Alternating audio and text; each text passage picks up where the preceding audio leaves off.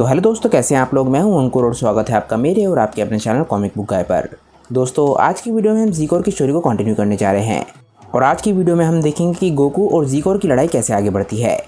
दोस्तों, जैसा कि आप जानते हैं, ड्रैगन बॉल एफ की स्टोरी लिखी है टोयोटारो ने और उन्होंने इस स्टोरी को कंटिन्यू नहीं करा था, इसीलिए स्टोरी को मैं कंटिन्यू कर रहा हूँ ताकि इस स्टोरी को हम अच्छी सी एंडिंग दे सकें।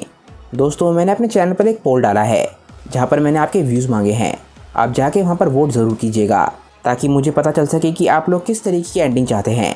वीडियो शुरू करने से पहले दोस्तों, आप सभी से एक छोटी सी रिक्वेस्ट, अगर आपको आज की वीडियो अच्छी लगे तो वीडियो को लाइक करना बिल्कुल मत भूलिएगा और वीडियो को अपने दोस्तों के साथ शेयर भी जरूर कीजिएगा। जिन लोगों ने अभी तक चैनल को सब्सक्राइब नहीं किया है वो चैनल को सब्सक्राइब कर लें, क्योंकि चैनल पर लगातार वीडियोज़ आती हैं और मैं आपके एंटरटेनमेंट के लिए लगातार यहाँ पर वीडियोज़ लेकर आता रहता हूँ। तो चलिए दोस्तों, बिना देरी करे अपने वीडियो पर आते हैं। हम देखते हैं कि गोकू वर्सेस ज़ीकोर जारी होता है और ज़ीकोर अपनी बेस फॉर्म में गोकू पर हमला कर रहा होता है। गोकू भी अपनी बेस फॉर्म में होता है।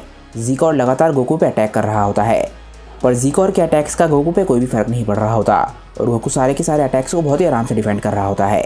ज़ीकोर कई सारे की ब्लास्ट भी गोकू पे शूट करता है और गोकू सारे के सारे अटैक्स को डिफ्लेक्ट कर देता है। लड़ते लड़ते ज़ीकोर बोलता है, सन गोकू, मैं जानता था कि तुम एक वर्दी ओपोनेंट निकलोगे, मुझे तुमसे यही उम्मीद थी।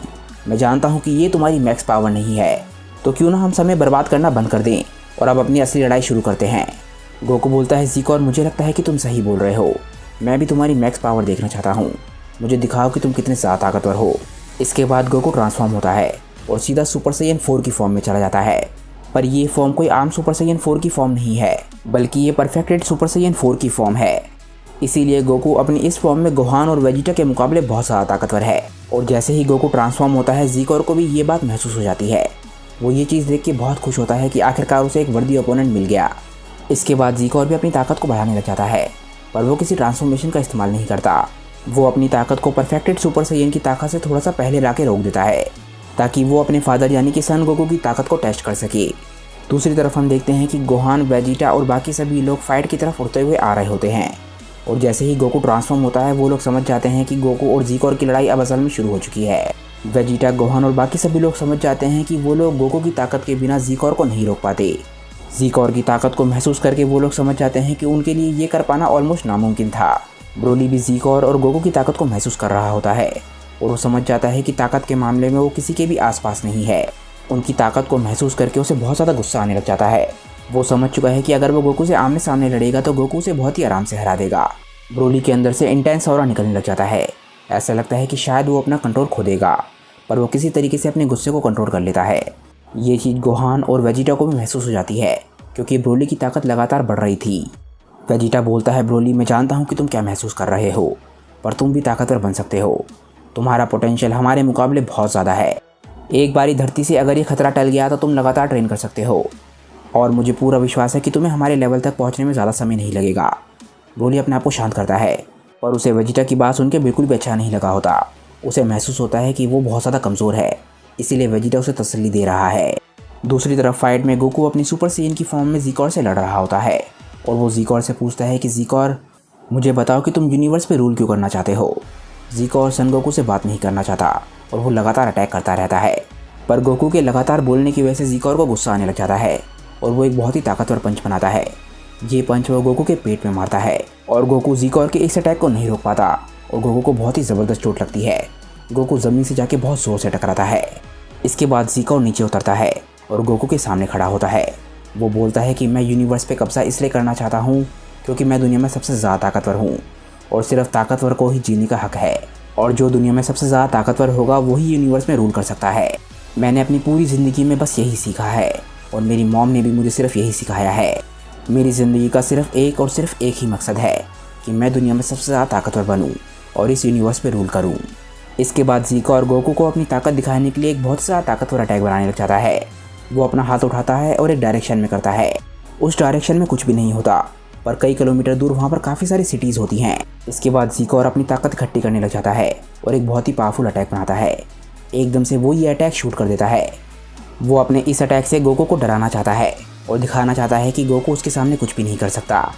पर जैसे ही ज़ीकोर इस अटैक को शूट करने वाला होता है, हम देखते हैं कि गोकू एकदम से गायब हो जाता है और इस अटैक के सामने पहुंच जाता है। गोकू इस अटैक की आधी फोर्स को अपनी बॉडी पे झेल लेता है और आधे अटैक को वो आसमान की तरफ शूट कर देता है। ज़ीकोर ये देख के हैरान रह जाता है कि गोकू ने उसके अटैक को रोक दिया और इस अटैक को झेलने के बावजूद भी वो बिल्कुल सही सलामत खड़ा है। ज़ीकोर ने जब ऐसा हमला गोहान के सामने किया था तो गोहान कुछ भी नहीं कर पाया था, और उस समय जो ज़ीकोर ने अटैक किया था वो इससे ज़्यादा ताकतवर भी नहीं था। आखिरकार ज़ीकोर को समझ आने लग जाता है कि सन गोकू को दुनिया में सबसे ताकतवर शख्स क्यों कहा जाता है। गोकू बोलता है, ज़ीकोर, मैं तुम्हें किसी भी मासूम ज़िंदगी को नुकसान नहीं पहुंचाने दूंगा। यहाँ से आगे तुम किसी भी मासूम शख्स को नुकसान नहीं पहुंचा पाओगे। तुम्हारे हिसाब से कोई भी ताकतवर शख्स किसी भी कमज़ोर को नुकसान पहुंचा सकता है। मैं बहुत लंबे समय से इस यूनिवर्स का सबसे ताकतवर शख्स हूँ, और ये बात मेरे दिमाग में एक बार भी नहीं आई कि मुझे यूनिवर्स पे राज करना है। मैं यूनिवर्स में सबसे ज़्यादा ताकतवर इसलिए बनना चाहता था ताकि मैं सबसे ताकतवर ओपोनेंट्स का सामना कर सकूँ, और ताकि मैं मासूम लोगों की रक्षा कर सकूँ।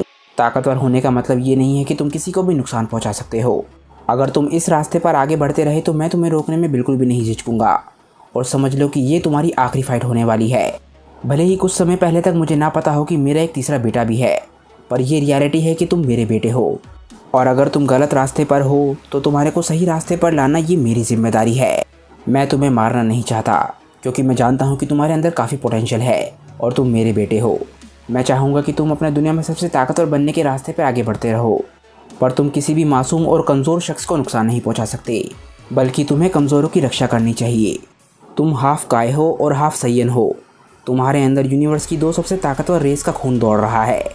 तुम्हारे अंदर जितना पोटेंशियल मुझे दिख रहा है उतना पोटेंशियल मैंने आज तक किसी में भी नहीं देखा। अगर तुम चाहो तो मैं तुम्हें ट्रेन कर सकता हूँ ताकि तुम और ज़्यादा ताकतवर बन सको। तुम्हारी ताकत सच में कमाल है, पर मैं देख चुका हूँ कि तुम्हारा कंट्रोल तुम्हारी पावर के ऊपर बिल्कुल भी नहीं है। अगर मैं सच बताऊँ तो गोटेन का अपनी पावर पर जितना कंट्रोल है तुम्हारा कंट्रोल उतना भी अच्छा नहीं है।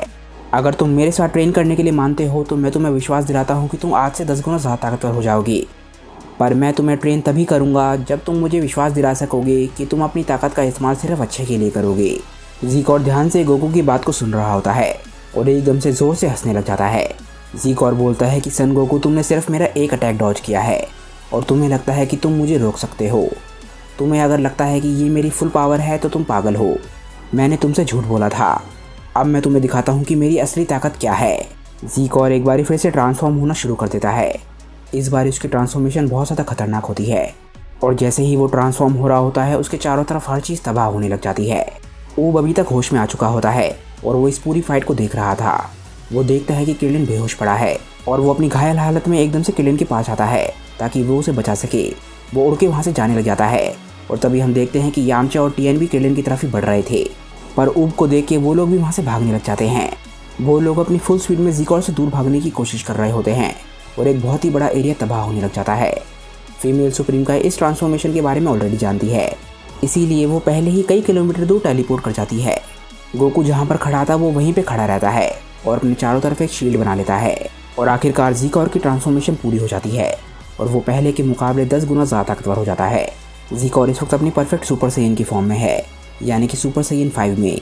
ज़ीकोर पागलों की तरह हंस रहा होता है क्योंकि उसे लगा था कि गोकू मारा जा चुका होगा या फिर यहाँ से भाग चुका होगा, पर वो देखता है कि गोकू जहाँ खड़ा था वहीं पे खड़ा है। ज़ीकोर बोलता है, सन गोकू, क्या हुआ? क्या तुम मेरी ट्रांसफॉर्मेशन को देख के इतने ज़्यादा डर गए हो कि तुम अपनी जगह से हिल भी नहीं पा रहे हो?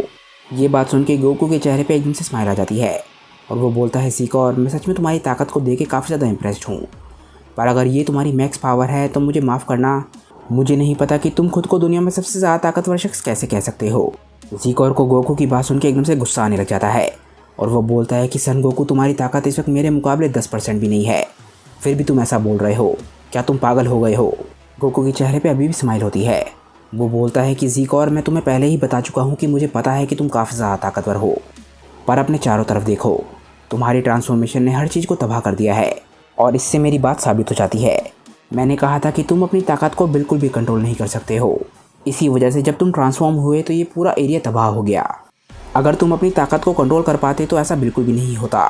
ज़ीकोर को गोकू की बात सुन के बहुत ज़्यादा गुस्सा आने लग जाता है क्योंकि वो जानता है कि गोकू बिल्कुल सही बोल रहा है। ज़ीकोर हमेशा से ही बहुत ज़्यादा ताकतवर है और उसका कंट्रोल कभी भी अच्छा नहीं रहा। ज़ीकोर को कभी भी अपनी ताकत को पूरी तरीके से कंट्रोल करने की ज़रूरत नहीं पड़ी क्योंकि उसके सामने जो भी ओपोनेंट आए वो उसके मुकाबले काफ़ी ज़्यादा कमज़ोर होते थे, और उसे एक बहुत ही लंबे समय बाद एक वर्दी ओपोनेंट मिला है जो कि उससे ज़्यादा ताकतवर तो है ही, पर वो अपनी ताकत को बहुत ही अच्छे तरीके से कंट्रोल भी कर सकता है। आखिर गोकू ज़ीकोर से क्या छुपा रहा है? क्या गोकू की ताकत सच में इतनी ज़्यादा है कि वो ज़ीकोर को हरा सकता है, या फिर वो सिर्फ ज़ीकोर को धोखा देने की कोशिश कर रहा है और थोड़ा समय जुटाने की कोशिश कर रहा है? ये हम जानेंगे नेक्स्ट वीडियो में। क्योंकि दोस्तों आज की ये वीडियो यहीं पे ख़त्म हो जाती है। दोस्तों मैंने कम्युनिटी टैब में एक पोस्ट डाली है जहाँ पर जाके आप बता सकते हैं कि आप स्टोरी की एंडिंग किस तरीके की चाहते हैं। जल्दी से जाकर वहाँ पर वोट कीजिए और मुझे बताइए कि स्टोरी को कैसे आगे बढ़ाना है और क्या आपके हिसाब से ज़ीकोर जिंदा रहना चाहिए या फिर मारा जाना चाहिए। फिलहाल दोस्तों आज की इस वीडियो को यहीं पे एंड करते हैं। मुझे नीचे कमेंट करके बताइए कि आज की ये वीडियो आप लोगों को कैसी लगी।